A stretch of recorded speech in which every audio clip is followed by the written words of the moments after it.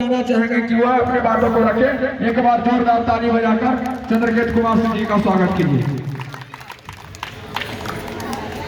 आज के इस बेलागंज की सभा में सर्वप्रथम इस गया की जो कभी ज्ञान की भूमि रही है, जिससे दुनिया को प्रकाश मिला है, इस धरती को मैं नमन करता हूँ। और साथ में आप जितने लोग इस सभा में आए हुए हैं, माताएं, बहनें, नौजवान साथी, बुजुर्गों, सब लोगों को हाथ जोड़कर प्रणाम करते हैं। मित्रों, ये उपचुनाव हो रहा है बिहार में, और बिहार आज जो कभी ज्ञान की धरती हुआ करती थी, आज पिछड़ेपन में बहुत सबसे देश के सबसे नीचे पौधान पर खड़ा है। शिक्षा का क्षेत्र हो या गरीबी के क्षेत्र हो, ये बहुत ही नीचे खड़ा है। इसी बीच आपके ही धरती का लाल प्रशांत किशोर ने, जिसको हम कहते हैं कि एक पुरुषार्थी ने संकल्प लिया है कि इस बिहार के लोगों को गरीबी से बाहर निकाल कर ही रहेंगे। कैसे निकलेगा गरीबी से बाहर? इसके लिए दुनिया के अर्थशास्त्रियों ने कहा कि इसके तीन ही रास्ते हैं। या तो किसी के पास अगर बहुत जमीन है तो वो गरीबी से बाहर निकल सकता है, या उसके पास कोई पूंजी है तो गरीबी से बाहर निकल सकता है, नहीं तो गरीब के बच्चे अगर शिक्षित होंगे, अगर पढ़ेंगे लिखेंगे तो गरीबी से बाहर निकल सकते हैं। लेकिन आज बिहार की जो व्यवस्था है, बिहार की जो सरकारी बुनियादी विद्यालय है, उसमें शिक्षा नहीं मिल रहा है। गरीब के बच्चे तो जा रहे हैं, बहुत भारी संख्या में जा रहे हैं, लेकिन उनको शिक्षा नहीं मिल रही है। जो थोड़ा सा भी समाज में संपन्न लोग हैं, उनके बच्चे आज कॉन्वेंट स्कूल में पढ़ते हैं, उनके बच्चे इस सरकारी स्कूल में नहीं जाते हैं।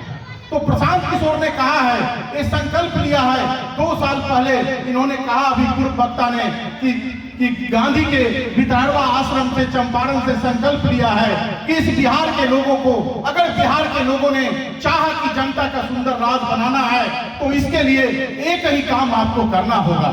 क्या काम करना होगा?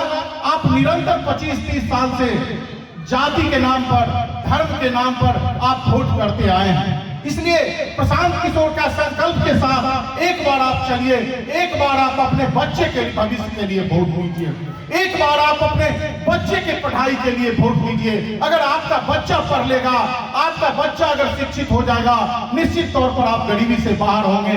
आप ही का बच्चा कोई डॉक्टर बनेगा, इंजीनियर बनेगा, तरह तरह का जो भी पोस्ट है उस पर विद्यमान होगा, और गरीबी से आप बाहर निकल जाएंगे।